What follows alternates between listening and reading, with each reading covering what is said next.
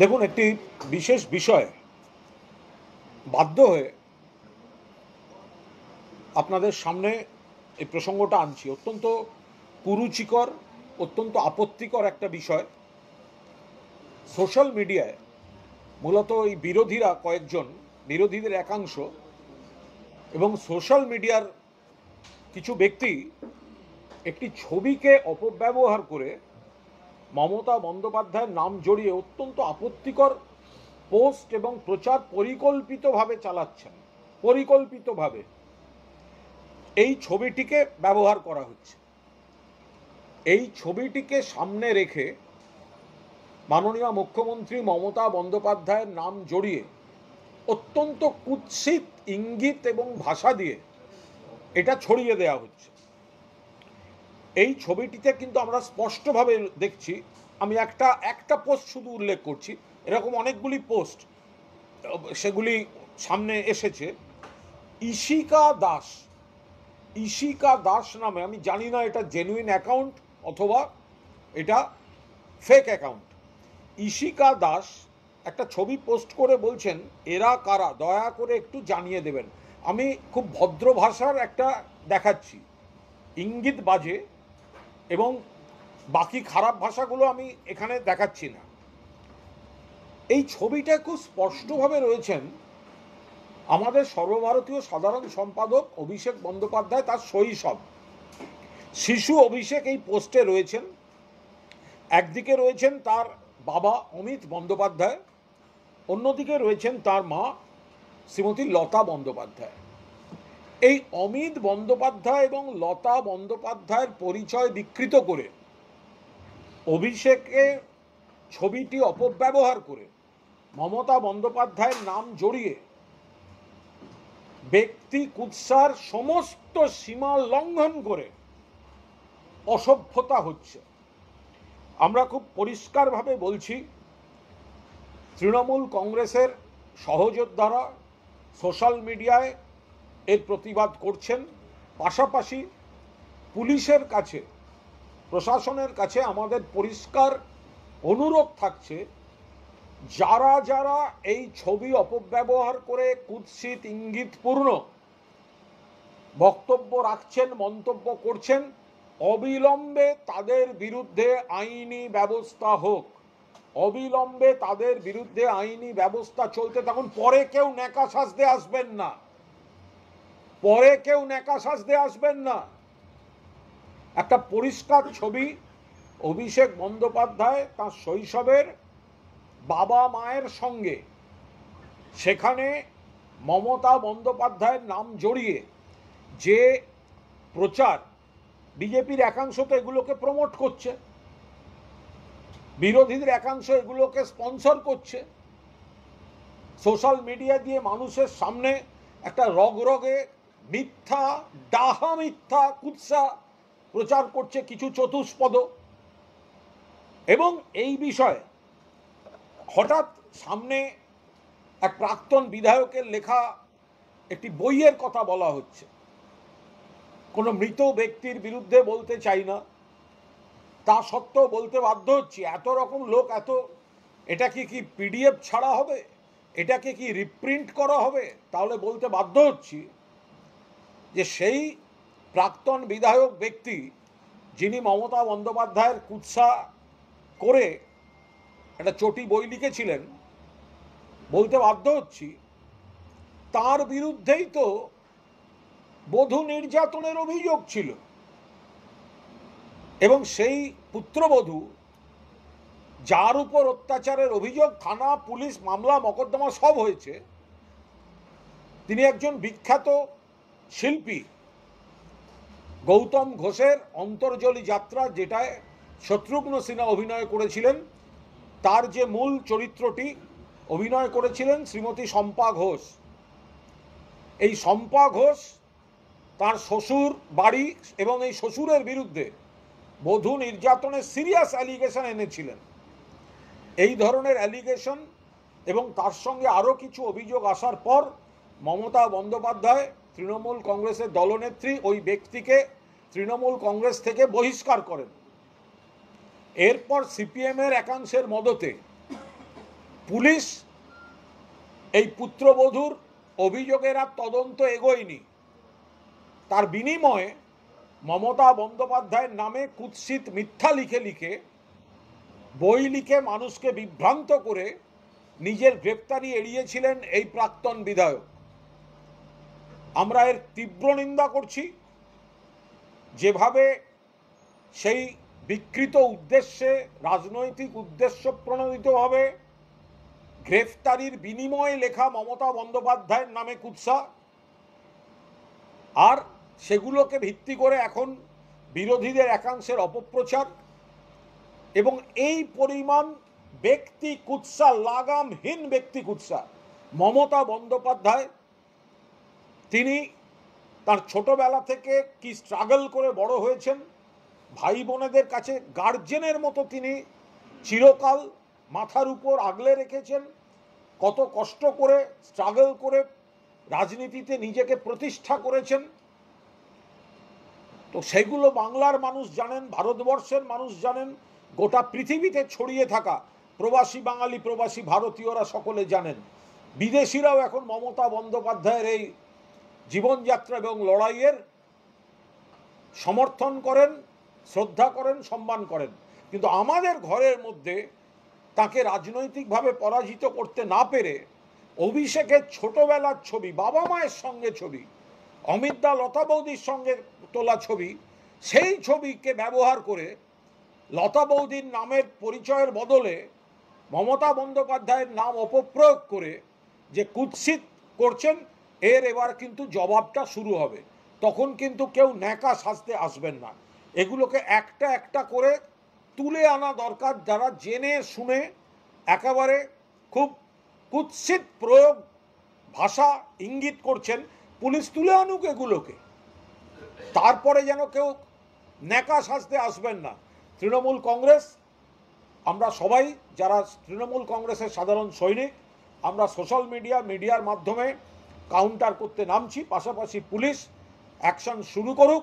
যারা যারা এগুলো করেছে একেবারে ধরে ধরে এনে যথাযথ ব্যবস্থা হোক।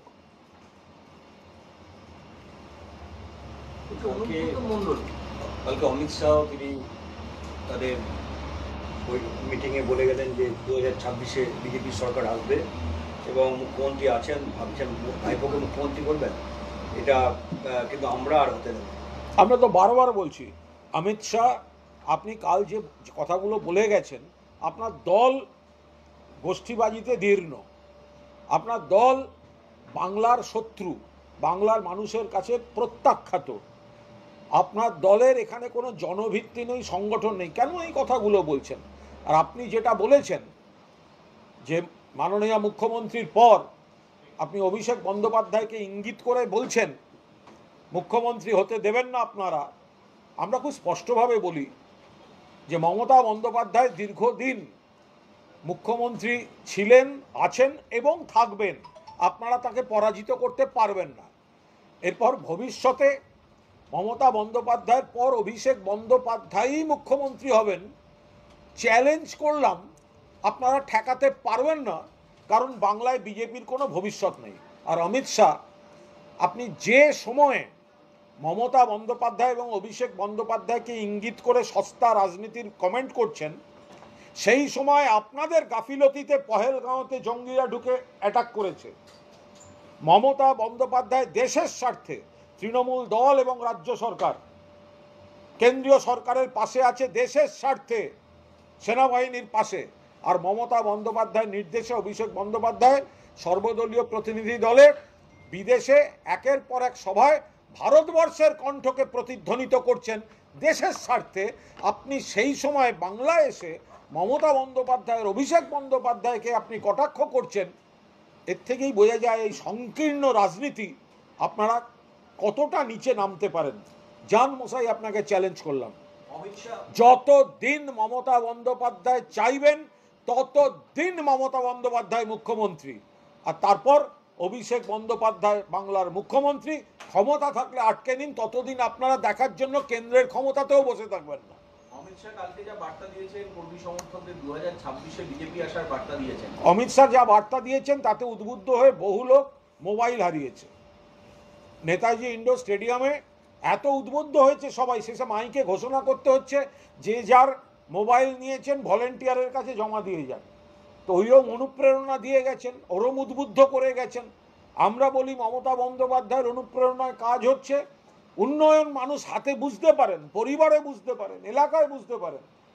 আর অমিত শাহ এমন দিয়ে গেছেন, তারপরে অ্যানাউন্সমেন্ট, যার যার মোবাইল হাতে পেয়েছেন তারা স্বেচ্ছাসেবকদের কাছে জমা দিয়ে যান, অনেকের মোবাইল চলে গেছে। এইটা হচ্ছে তফাৎ, এইটা হচ্ছে তফাৎ। কি করবেন অমিত শাহ? উনি দাবি করছেন যে 40% পর্যন্ত ভোট পৌঁছে গেছে বিজেপি। অমিত শাহের দাবি আমরা অনেক দেখেছি।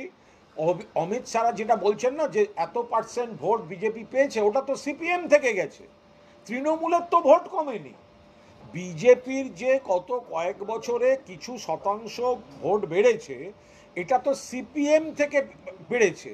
বামেদের ভোট কমেছে, কংগ্রেসের ভোট কমেছে, বিজেপির ভোট বেড়েছে। তো বাম আর কংগ্রেস তারা ক্ষয়িষ্ণু হয়েছে, তৃণমূলের তো ক্ষয় হয়নি।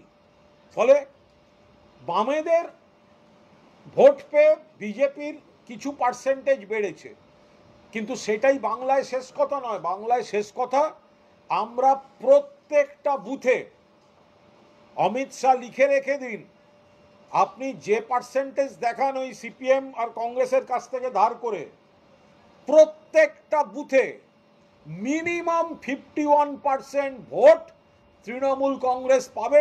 বেশি তো 70, 80, 90% হতেই পারে। মিনিমাম 51% ভোট পাবেই পাবে তৃণমূল কংগ্রেস। ফলে আপনারা বাকি কোথায় কে কি পাচ্ছেন এগুলো নিয়ে আমাদের কোনো মাথা ব্যথা নেই। উনি বলছেন যে সীমান্তের ওপার থেকে সমস্ত লোক এনে ভোট বাড়িয়েছে টিএমসি। সীমান্তের ওখান থেকে এলো কি করে? অমিত শাহ যদি বলে থাকেন সীমান্তের ওপার থেকে লোক আসছে, সীমান্তটা পাহারা দেওয়ার দায়িত্ব কেন্দ্রীয় সরকারের, স্বরাষ্ট্র মন্ত্রকের, অমিত শাহের, বিএসএফ এর।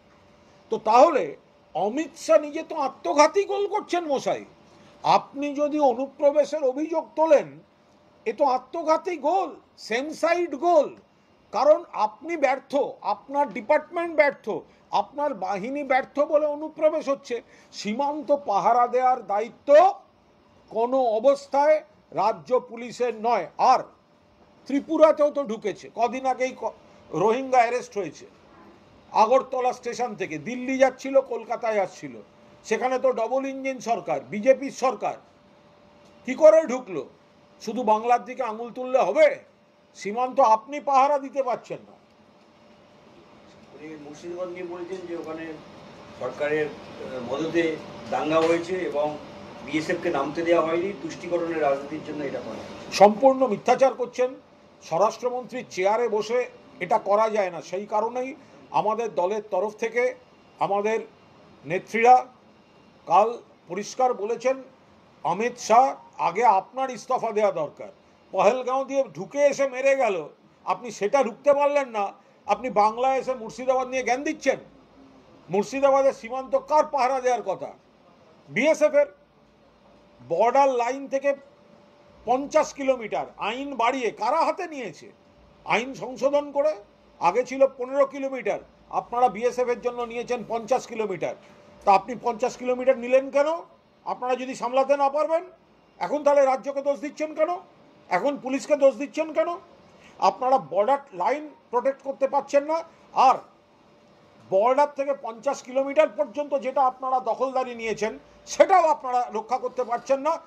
বড় বদনাম করা চক্রান্ত হয়েছে বাংলাকে, সেসব নিয়ে আপনারা এখন মিথ্যাচার করছেন। হিন্দুদের ঐক্যবদ্ধ হওয়ার ডাক দিয়েছেন, যে হিন্দুদের স্বার্থ। আমরা মানুষকে ঐক্যবদ্ধ হওয়ার ডাক দিই। অমিত শাহ হিন্দুদের ঐক্যবদ্ধ হওয়ার ডাক দেন, আমরা মানুষকে ঐক্যবদ্ধ হওয়ার ডাক দিই। কারণ খিদে পেলে সবার পেট কাঁদে, রুটি কাপড়ার মাখান সবার দরকার। আমরা মানবতা দিয়ে দেখি। ধর্ম নিশ্চয়ই থাকবে, হিন্দু থাকবেন, মুসলমান থাকবেন, খ্রিস্টান থাকবেন, সব ধর্ম থাকবে, কিন্তু মানুষের একতা, মানবতার একতা, উন্নয়নের একতা, উন্নয়নের সংহতি, আমরা সেই ভাষায় কথা বলি। ওনারা বলেন হিন্দুকে এক হতে হবে, ওনারা অমুক অমুক ধর্মের বিরুদ্ধে বলেন। আমরা বলি ধর্ম যার যার, সমাজ সবার, উৎসব সবার, সব মানুষকে এক হতে হবে।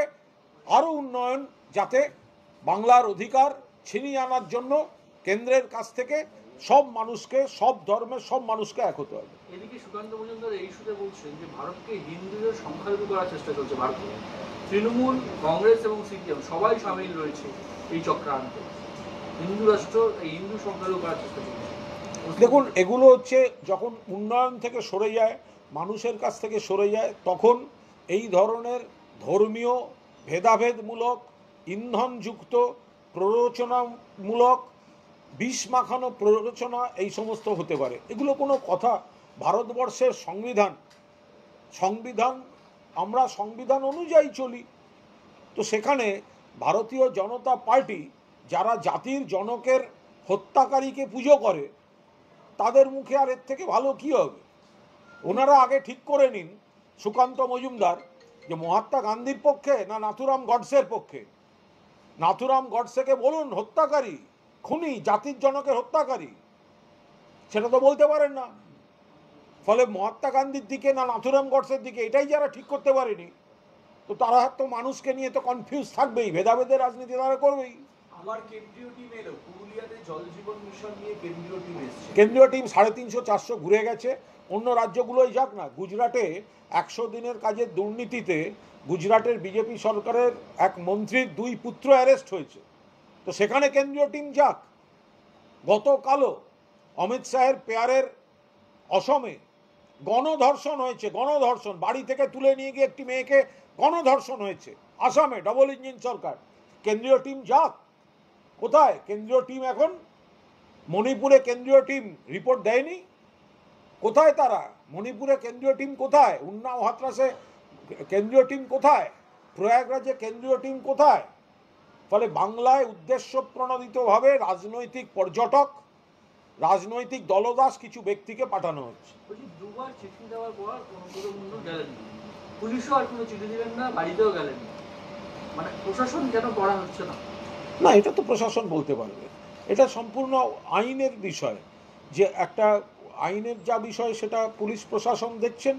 আবার যে কোনো এই চিঠিপ্রাপ্ত বা সামানপ্রাপ্ত যে কোনো ব্যক্তি, তার আইনে কি কি করা তার আইনজীবীরা বলবেন। এর মধ্যে এই নিয়ে কোনো মন্তব্য করব না। আরেকটা বিষয়, সেটা হচ্ছে যে বীরভূমের তৃণমূলের ছাত্র পরিষদের সভাপতি, তিনি আইসিকে একটা ভুলভাল কথা বলেছেন বলে তাকে সাসপেন্ড করলো তৃণমূল ছাত্র পরিষদ। আর অনুব্রত মণ্ডল ক্ষমা চেয়ে পার পেয়ে গেল, তাকে কেন সাসপেন্ড করা গেল? তাহলে কি অনুব্রতর পক্ষে যারা দাঁড়াচ্ছে তাদেরকে দূরে সরানো হচ্ছে, সেটা ফেলা? এটা সম্পূর্ণ দলের সাংগঠনিক বিষয়। কাল ছাত্র সংগঠনের তরফ থেকে তৃণমূল ছাত্র পরিষদের সভাপতি ব্যবস্থা নিয়েছেন, বাকিটা দলের শীর্ষ নেতৃত্ব গোটাটাই নজরে রেখেছেন। ফলে এ নিয়ে এই মুহূর্তে অন্য কোনো কথা বলার কোনো অবকাশ নেই। যা হচ্ছে, দল প্রথমেই রিয়াক্ট করেছে। অনুব্রত মণ্ডল যে ভাষায় আইসির সঙ্গে কথা বলেছেন, যে কারণেই তার ক্ষোভ থেকে থাকুক, একটি ছেলে মারধর খেয়ে পড়ে আছে হাসপাতালে, সেখানেও কিছু অভিযোগ আছে, তো যে অভিযোগই থাকুক, ওই ভাষা তার বলা একেবারেই উচিত হয়নি, প্রশ্নই ওঠে না। তো ফলে দল সঙ্গে সঙ্গে রিয়াক্ট করেছে, বলেছে 4 ঘন্টার মধ্যে ক্ষমা চাইতে হবে। তো উনি ক্ষমা চেয়েছেন, বাকিটা দল দেখছে, বাকিটা আইনের যে প্রসেসগুলো সেগুলো আইনের পথে চলছে। অনুব্রত মণ্ডলের মেডিকেল যে সার্টিফিকেট, সেই সার্টিফিকেটে ডাক্তারের সই নিয়ে প্রশ্ন হচ্ছে। বলতে পারবো না। মেডিকেল সার্টিফিকেটটা কোনো ডাক্তারই তো দেন, আমি তো জানি না ডাক্তার ছাড়া অন্য কেউ দেন কি না। আর ডাক্তারই দিয়েছেন বলেই আমরা জানি, সুতরাং এবার সেটা নিয়ে বলা খুব মুশকিল। মেডিকেল সার্টিফিকেট কে দিয়েছেন এই নিয়ে যদি এবার আরম্ভ হয়, সই নিয়ে কন্ট্রোভার্সি, যে সই করা হয়েছে হ্যাঁ, সেই সইটা সেই মানে অন্য একজন রেজিস্ট্রেশন নাম্বার, সই একজন। বোলপুরের উনি পেশেন্ট, আমি ডাক্তার মল্লারপুরে, প্লাস হচ্ছে ওই মানে ডক্টরের অথরিটি নিয়ে এটা সাইন করা, না, না, প্লাস ওখানে আমি একটা কথা বলি, যে এটা তো সম্পূর্ণ প্রশাসনিক বিষয় এবং আইনি বিষয়। ওনার কাছে কোন ডাক্তারবাবু কি সার্টিফিকেট দিয়েছেন, এগুলো আমাদের পক্ষে এত ডিটেল এখানে বসে জানা সম্ভব না। ফলে এই মুহূর্তে মানে বিস্তারিত খোঁজখবর না নিয়ে কোনো মন্তব্য করাটা ঠিক হবে না। ফলে উনি মানে এটা ঠিক না ভুল কোনো ব্যাপারেই আমি এই বিষয়ে কোনো মন্তব্য করব না। আবার এই ফাঁকে দেখা যাচ্ছে সিবিআই তাদের অ্যাক্টিভিটি বাড়াচ্ছে। গরু পাচার মামলায় কেষ্টমণ্ডল সাক্ষীদের ভয় দেখাচ্ছে কিনা, সিবিআই সাক্ষীদের ফোন করে করে খবর নিচ্ছে। সেটা তাদের ব্যাপার, মন্তব্য করব না।